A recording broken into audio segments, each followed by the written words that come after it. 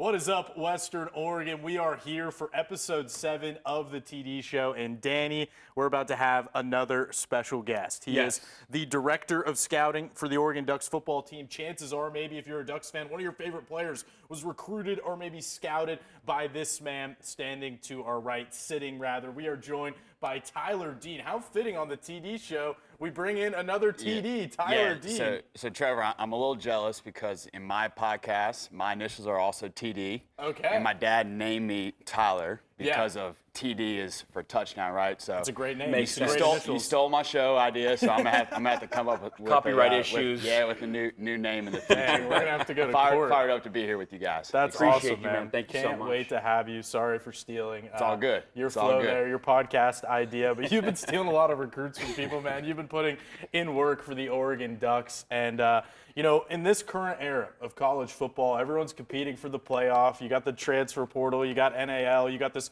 constant grind. My first question for you, Tyler, when are you able to sleep? When are you and any of this staff able to just get some rest? It seems like constant work going on. No doubt. So I would say July. So July is the dead month for recruiting. But honestly, you don't really sleep in July because you're still trying to close on some guys that were on campus in June. I would say July is when we get some rest, but recruiting never ends. It really seems like it's just a constant grind. What does that screen time look for you at the end of that Sunday? Yeah, it's busy. June, it's probably telling me to put my phone down a little bit. But it's like Shams where it was like 15 hours screen time a day Crazy kind of stuff. thing. It No is doubt. unreal. Yeah, when you scroll through all my text messages, we have different group messages with all the different recruits, and I think right now I have like 700, 800 unread messages I got to scroll through. But, that's part of the job, part of the gig, and what we sign up for. So. Absolutely. That is Absolutely. crazy, yeah. Well, kind of getting more into your job. kind of describe like the nuts and bolts of what you do. You're up here, Oregon Ducks. What's like a kind of like day in the life kind of thing when you're like recruiting? So really in my role and my responsibility, I'm overseeing our personnel office. So I have a team of about 5 or 6 guys that work underneath me. And they're absolute grinders, and they're in charge of a position or two that on a daily basis they're trying to uncover rocks, find the gems out there, but also making sure that our coaches have everything they need to be successful with their recruiting process, right? So you may have inside linebackers and outside linebackers, and we're going to watch probably 100, 150 at each position for each class and filter through your top 20 or 30 that you want to target and go recruit. And that process starts early. So coming up here September 1st, that's when you can start communicating with 2025s, the rising juniors. So really now, up until September 1st, we're trying to identify that crop of 2025s that we really want to target. Now, when kids are going in their senior year, you've really targeted your board is probably about 50 kids, that you're trying to sign half of that, come February and really now December.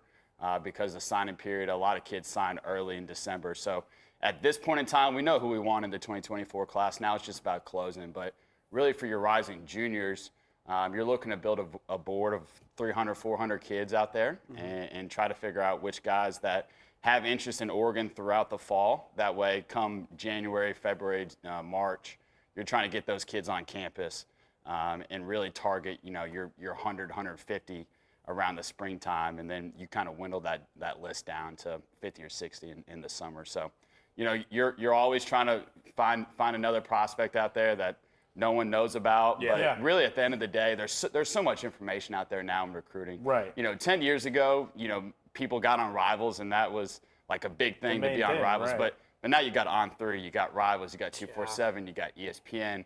And so much information. Yeah, there's so much many information out there. So, everything. really, who the really good players are. You always want to keep trying to find the guys that no one knows about. But at the end of the day, at the University of Oregon, there's so much information out there at our fingertips and our disposal. It's just about us making the right decisions, evaluating the right prospects, and really getting to know the people that you're recruiting. Who is the person? Does he fit in your locker room? Does he fit in your culture? Because at the end of the day, everyone that we're recruiting is extremely talented. But we want to make sure that we target the right kind of kid that has the right competitive toughness, that fits our vision and mission as a program. So that's really what this next year is about for those rising juniors, is figuring out who that kid is as a person, as a individual. And at this point, with this upcoming class, these are really Dan Lanning's guys. This is his imprint. This is going to be his program fully. Is there kind of a common thread of guys? Is there a word that he writes on the whiteboard, a common thread through all the positions, transfer portal guys, high school guys, of one thing that you're kind of looking for to bring into Eugene? To me, I think it's competitive toughness. Yeah. I think that's our kind of motto is we want kids that love football. At the end of the day, high football intelligence and kids that want to win and want to be, part of a really competitive locker room and a competitive culture that, you may not be an instant impact starter day one, but that's okay because we're going to develop you the right way. We're going to make sure that at the end of the day, everyone's coming in with the opportunity to compete. We're never going to promise a starting role, but, to me, I think the opportunity to come in and compete for a position is, something that we value. We want guys that can play early, right? Like we're going to look for high impact guys because in today's world of transfer portal, you can fill an immediate need with the portal, right? But we're always going to make sure that we recruit on the high school level first. That's where we're going to build our foundation. That's where we're going to build our culture. And then we're going to go out to the portal and fill in those holes, those final absolutely. gaps, those you instant lose a impact Christian Gonzalez first round pick to the NFL, right? So how do you go replace Christian Gonzalez? Well, you're going to recruit through high school, build the depth up, but also go find a high impact player that can come in and help you the next year where you don't have a drop off, right? Right. Because I think that's what the portal has done for programs to be able to make sure that there's no drop off at each position. So it's about balancing that. Recruiting through high school, though, is always going to be priority number one for Coach Lane. Yeah, because at the end of the day, you got to have depth. Yeah. In college football, you have 85 scholarships. If you don't have depth at certain positions, that gets exposed. Right. And so if you're not developing your 2s, your 3s, your 4s, Especially those big guys, right? That's those right. Big guys that get a little tired. They need because it takes time, right? Like in the trenches on both sides of the ball, those kids have to come in and get in the nutrition plan, get in the strength conditioning program.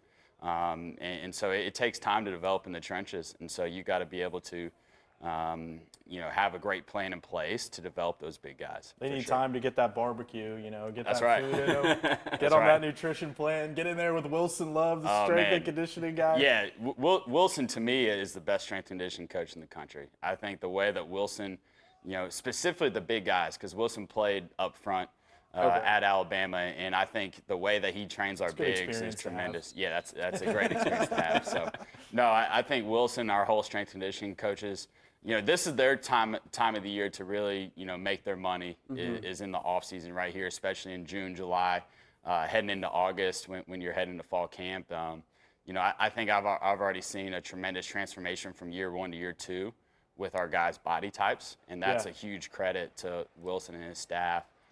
Just making sure that the guys are sticking to their nutrition program, and then also, the lifts and the runs that we do in the off season with Wilson and his staff is tremendous. You're like, oh shoot, that guy has like a 6-pack now. Cool. Yeah, no doubt. Gain like 30 pounds of muscle kind of thing.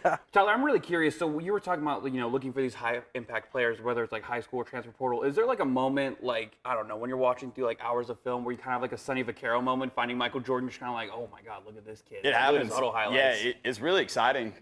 When my guys and I, we'll sit down in August and watch all the 2025s, and it's exciting when you find a kid that maybe only has an offer from an FCS school, and you're like, yeah, okay, this kid can for sure play Power 5 ball. Yeah. We need to figure out the deal, why he only has one offer. Sure. And so it is exciting, and you get fired up, and you start getting kind of emotionally attached to some kids that you found and that you scouted and you bring to the assistant coaches, and that they like them, and then the coordinators like them, then the head coach likes them, and you end up wanting to offer the kid, and that kind of is rewarding and validating to our positions, making sure that we're the front line of making the list and making sure the coaches are getting the chance to watch the right kids, in the recruiting process. My NCAA online dynasty is well documented on this show. Had a tough decision to make between North Texas and Georgia, and I agree with you, man. The emotional attachments you make with the players. Is this like NCAA football or real life where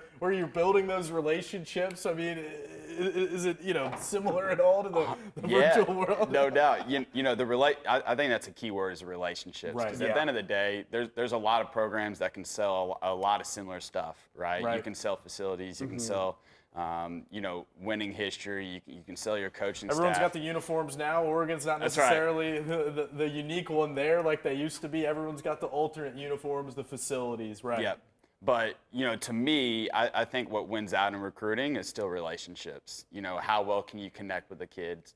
Can you connect with their family, their parents, their brother, their sister? Who's the champion in their recruiting process? That's extremely important to find out, because for one kid, it may be their mom. For another kid, it may be their brother. You always got to find out who the champion is and make sure you have a great relationship with not just the kid, but the people around them, because that's who's helping the kid make decisions. At the end of the day, there's a lot of kids that have to lean on someone else to make a decision because they're still 17, 18 years old. Sure, we all have that with That's college. right. That's right. So, who are the key people? It may be the coach. It may be their 7-on-7 coach. It may be one of their trainers. Whoever that is, and it may be a combination of all of it. That's why it's not just recruiting the kid.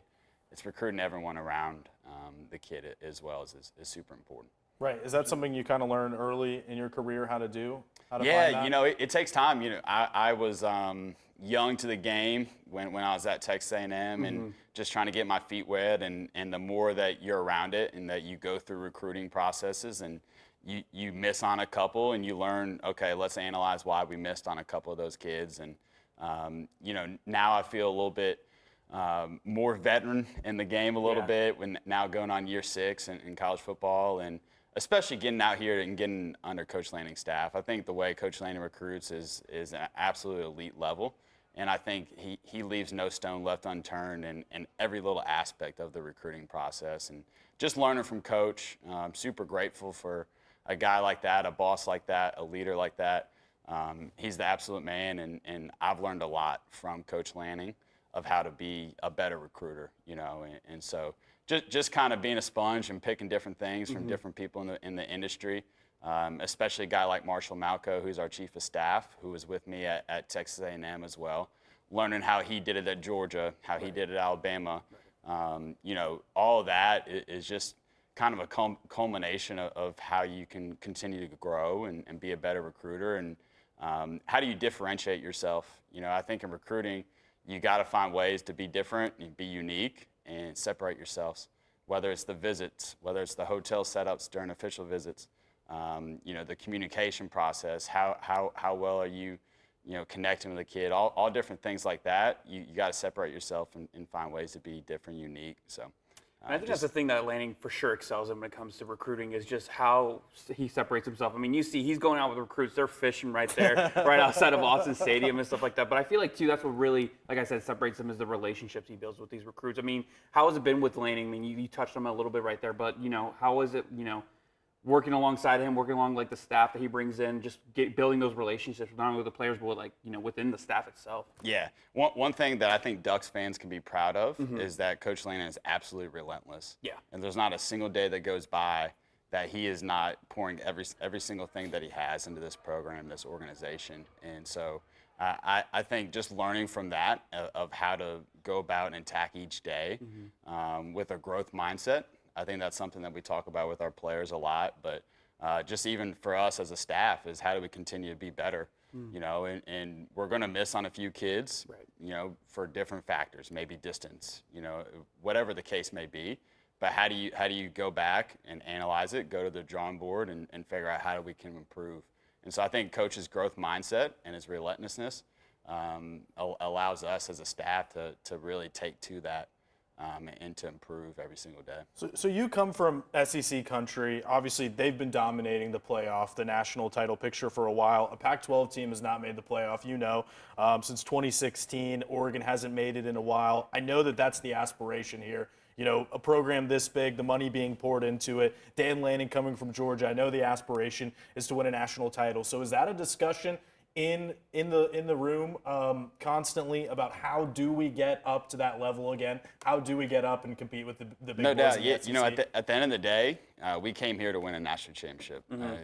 There's no doubt in my mind that I don't think we can do it here. I think we can absolutely do it here, but it's going to take hard work. It's going to take dedication, and we're not to that point yet. We need to continue to get better as a whole program. And to me, I think Coach Lanning has the right mindset to be able to go do that. And so that's not a guarantee that, anything's going to happen. But what I do know is I can guarantee every single day that we're going to work towards that.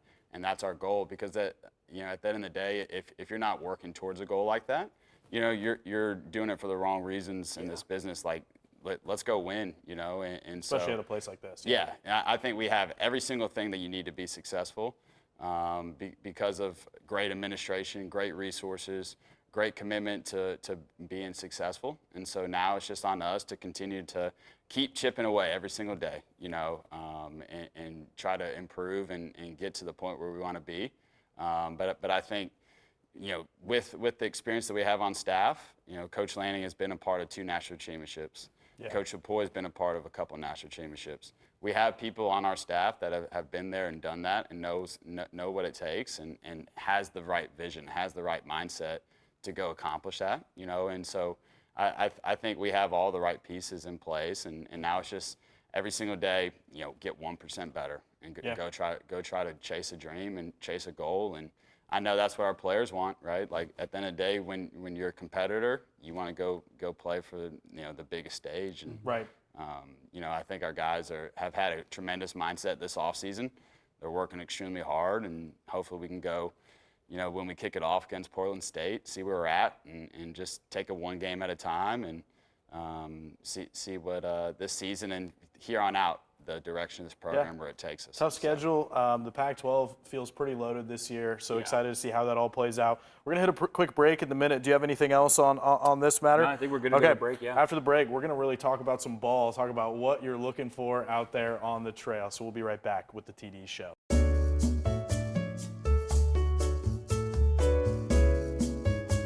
Welcome back to the TD Show. Like we said, we got Tyler Dean, Oregon's Director of Scouting, here on the show. Very happy to have you yet again. Now, I want to talk ball, because I know to be in this job, you have to be an absolute junkie about football. I'm a little bit of a junkie myself, so let's talk about it a little bit. First of all, I want to know, is Oregon's history something that you think about a lot and when recruiting these guys? Because when I think of Oregon football, I think of DeAnthony Thomas, I think of LaMichael James, I think of speed.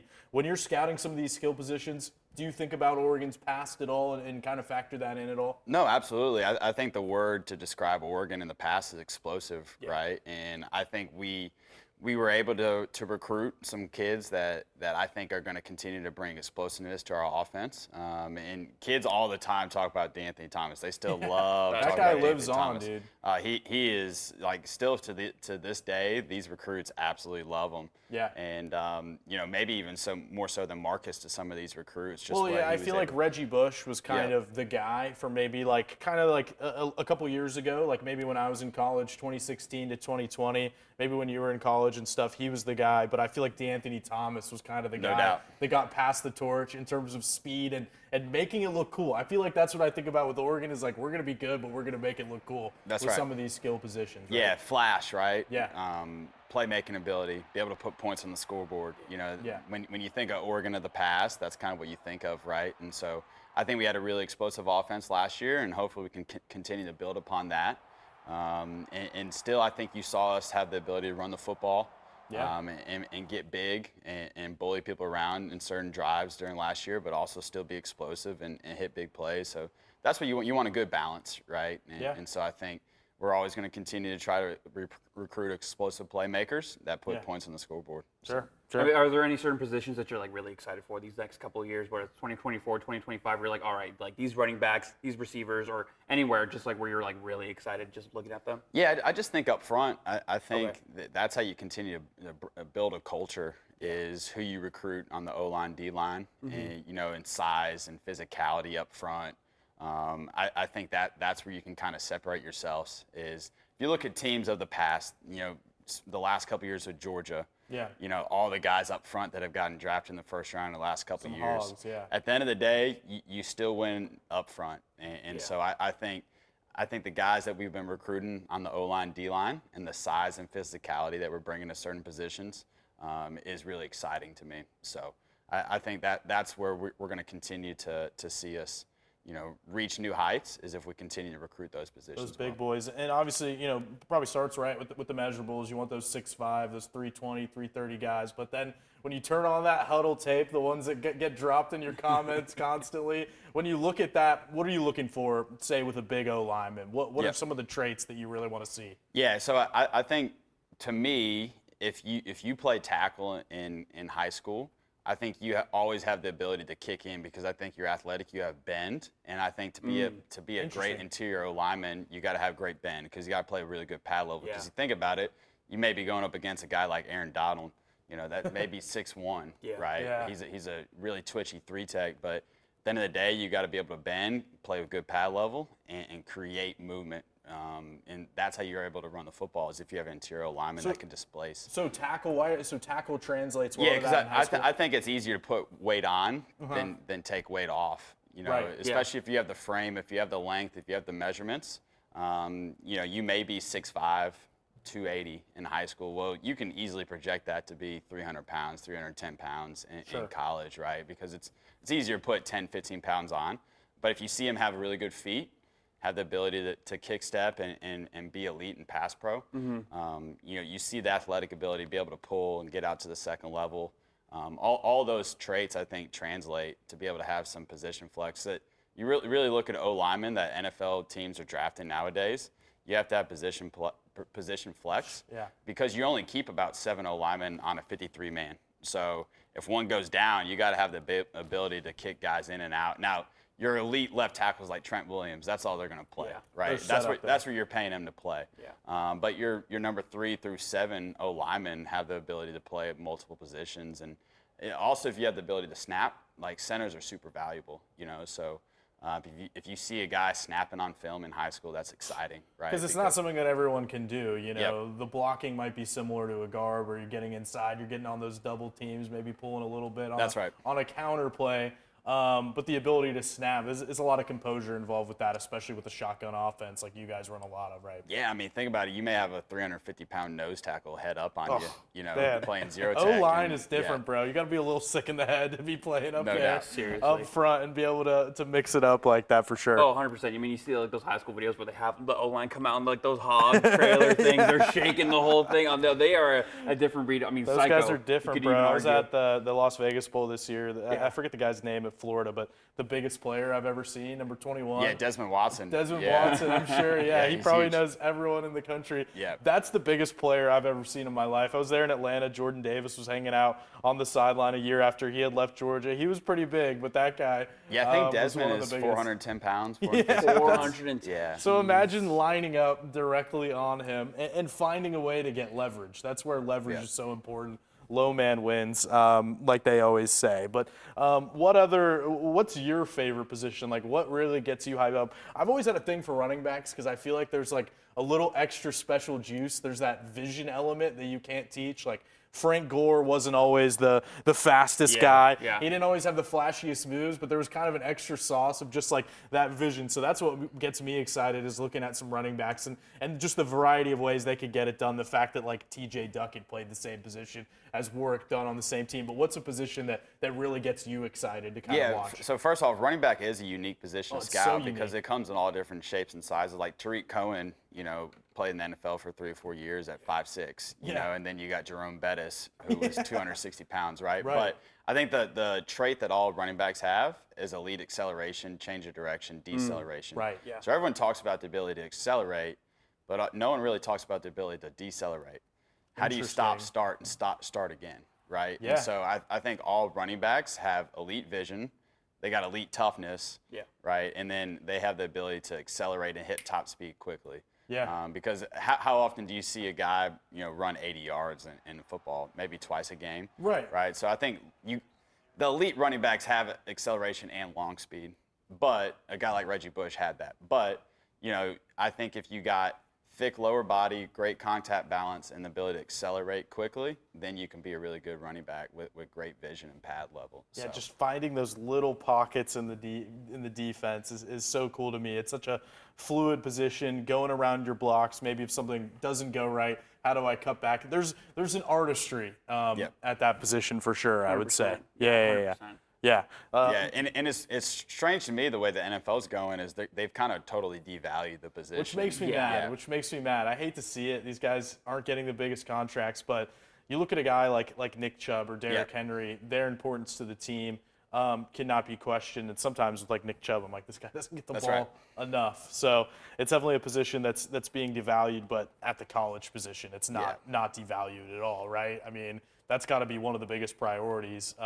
Because you have a guy at kind of their physical peak almost 4 years. Running back's the rare position where they're almost better when they're younger, and you have them for 4 years at their peak. So I'm sure it's more of a priority for you guys than at the NFL level. For sure. And to answer your question, I like scouting linebackers. Okay. You know, guys that have knockback, guys that kind of headhunt a little bit and play the game with a physical mindset and mentality. 100%. Yeah. In today's game, it's changed at the linebacker position, though. You got to be able to run and cover. Sure. Yeah. You know, if you don't have the ability to drop and cover and play in space, you know, at the linebacker position in today's age, you're kind of a fish out there. So I think finding it's cool when you find the right blend of a physical, old school throwback linebacker that sticks his face in it and fills gaps and plays a little knockback, but also has the ability to drop. They're getting a little smaller too, right? Just because of that ability to run. Maybe it's fine where in the past you needed that 250-pound Dick Butkus guy. Maybe now you can kind of have the 220-pound guy that can run. Yeah, right? you look at I think now in today's age, we do an NFL study every year after the draft. Is we do kind of an average of all their testing scores and their measurements from the combine. You know, what guy got drafted at what spot. Right. You know, and over the last 5 or 6 years, we do like an aggregate study. Interesting. And linebackers, they usually weigh between 230 to 240 pounds nowadays. You know, Was not the case, right? In your high-end draft picks, really they sit around 235, you know, to 240, and so. Back in the day, that was probably 255 if you took it on average, you know. So just that extra 10 pounds that's off of that player gives them the ability to open up and run and play sideline to sideline a little bit better. You know? Absolutely. 100%. And when you do like these on-campus visits, is it like the linebackers you get a little bit more excited for when they come on the campus? You're showing them around the HCC and everything. Fired up. You know, every kid that comes on campus, you got to bring your A game. 100%. You know, because at any moment in time, if you slip up on something, that could be the reason why you don't get a kid. You know, so the attention to detail and making sure that you bring the energy and focus every single day that a kid's on campus is of high priority for our jobs. You know? Cool. Yeah, I want to talk about the visits in a little bit. I think one last thing that I want to know, a couple last things that I want to know on this football aspect of the show. How important to you, like if you see a 40 time, how much do you weigh like some of those measurables versus what you're seeing on the tape? I think it's tremendously important for us to use all the data possible. And if you're not using testing numbers that you have access to from these Under Armour camps, these Rivals camps, these different showcases that they go to, then you're not doing the job properly because at the end of the day, you want to always recruit size speed. Right. Because even if they don't make it at that position, maybe they help you on special teams. Right, and I think there's always use on your team and your roster for size speed. If you're going to miss, you'd rather miss big and fast, right?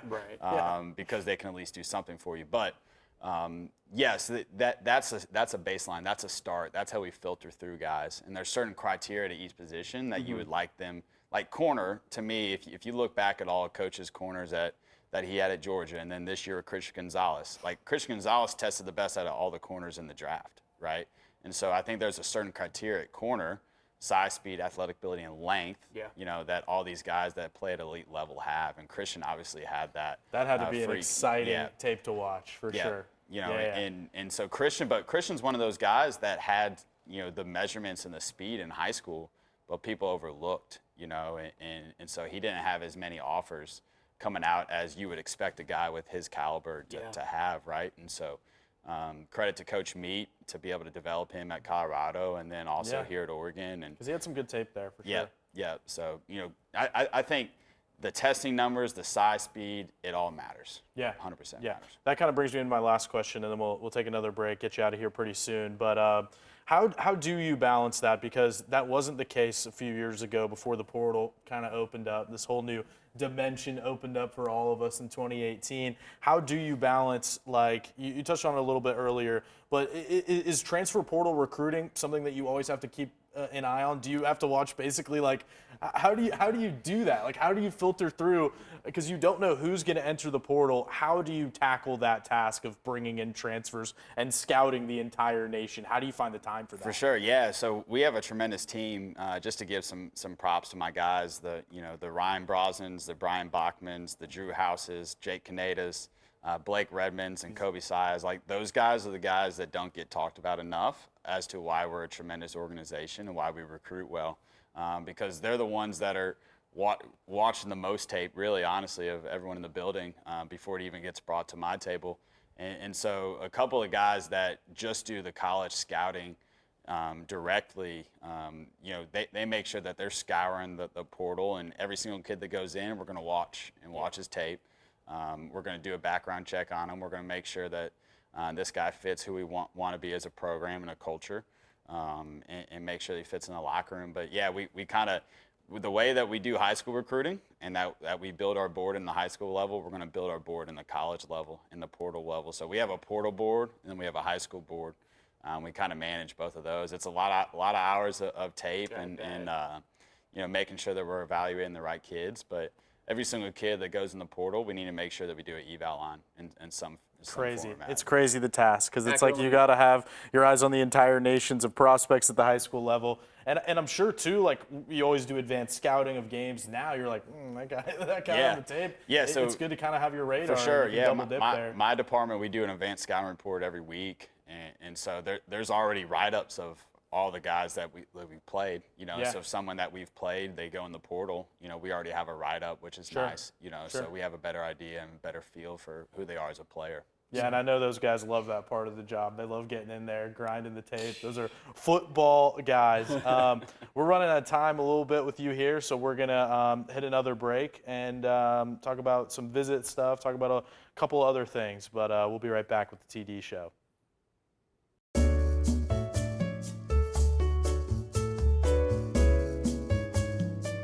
All right, welcome back to the TD Show. We got Tyler Dean, Director of Scouting for Oregon, here on the show, as you know. So we were just talking about what you're looking for, potential recruits, potential portal guys, the traits you were looking for. So I want to enter the fictional realm now and talk about your scouting reports on some fictional football players. You're a fan of Friday Night Lights, right? Oh, yeah. The TV show, of course, not the TD show. That's another great TV show. Definitely recommend binge watching all of our past episodes.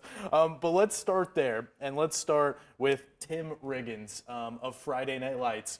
What would be your scouting report of Tim Riggins? Yeah, I think I hit on a competitive toughness. like I think that guy's just looking for trouble and physicality of the game. I think he's a tremendous, probably a fullback at our level. Sure. I think I don't think he's got the hips and ability to drop in space to play linebacker. The acceleration, for us. maybe to play running back. Maybe That's right. Out there, yeah, more but of a Smash Williams thing. I think if we need to line up in the I formation and get a yard, we're going to put Tim in and make sure he's our lead blocker and go smash some heads around. Maybe some character concerns. Yeah. we got to do a background check on him before we take him. Make sure he fits the culture. I think our second choice too. I feel like you got that speed aspect. Yeah. I'm sure he could probably find his way into that core. But what about Forrest Gump? How do you think he's fitting into that football team? Yeah, I think we're probably going to put him outside, play receiver.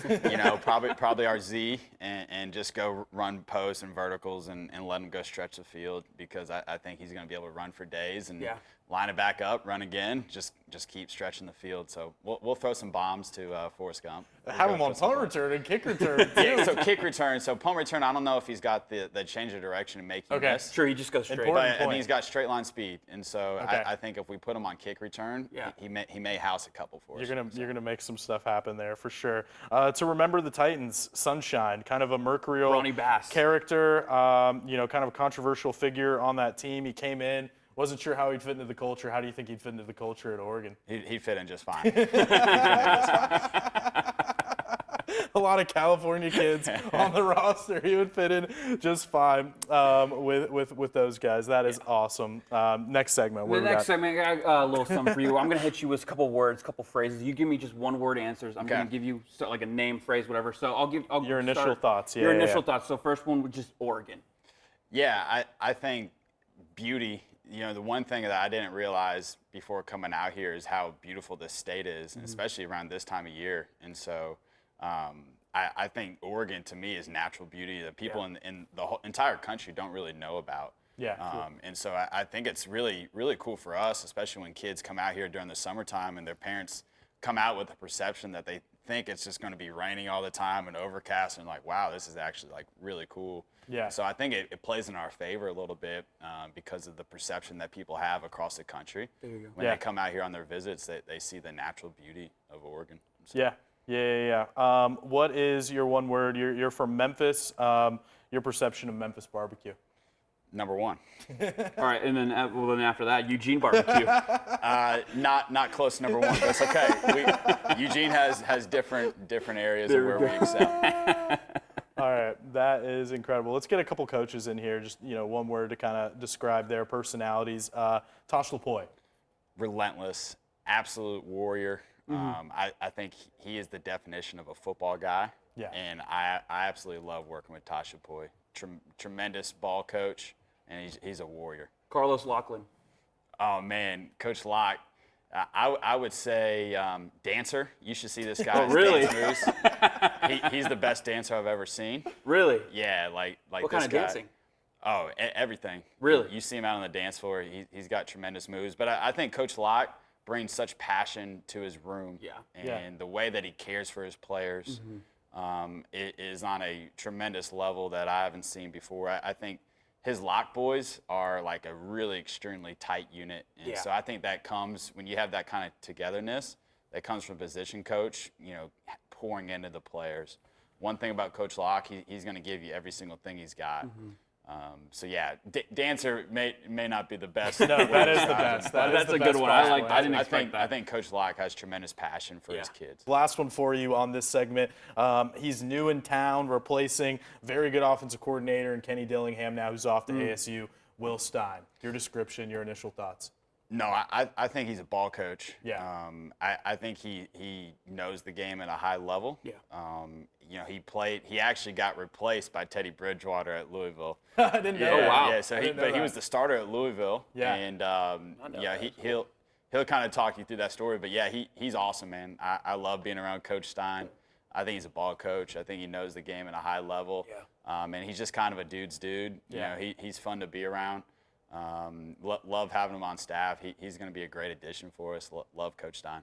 No shame in getting replaced by Teddy Yeah, Two Gloves. yeah, That guy is a monster. For sure. Not to throw you under the bus, Coach Stein, but it's okay. That's awesome. Still love you. That's awesome. All right, final thing. We have to talk about this because it's all over Oregon Twitter, and that is these photo shoots that you guys do with the players, and there is a signature pose that you do. Take us through the origin of this pose. Yeah, so I actually got it at A&M. I got to give my boy Nick Williams some love. He's the D-line coach at Colorado. He did it a couple times with some recruits at A&M. I was like, oh, I kind of like that. So anytime Nick and I would be in a photo together at A&M, we would do it. And so I brought it out here. Sometimes photo shoots can get dead a little bit if you're not helping bring the energy in the Yeah. shoot. So let's show what it is. So, yeah, that's right. So do we need to get in front? Let's get in front of the set here. Let's just walk all the way in front so we can. Is this going to work? We can always, All right. So, all right. Show us exactly what we need to be doing. So there's a couple different phases of it, but the one that I want to do with you guys. So I basically will say, all right, we're going to count to 3. 3, 2, 1, and on 1. It's left leg. Okay, all right, left you foot. step over. Let's create a little space. You got to stagger a little bit, like yeah, this we gotta goes. have some room for this. Maybe you go a little bit right there. Yep. Okay. So it's All like on 1, then you step over. Yeah. And you flex and just let the dog out. And then that's where you kind of are you making noise when you're screaming? Is Oh, it a yeah. silent thing? I'll scream for you if you want. All right, we're scream? gonna break the audio person's ears. All right, so you count us down. So you go like that and then that. All right. Let's do it. 3, 2, 1. All right, episode 7 of the TD show. Tyler, Dean in the building. Oh, man. Thank you so much for being here. That was so much fun. We'll see you next week for episode 8. No way we're going to be able to top that one. Thank you, guys. What a way to end it.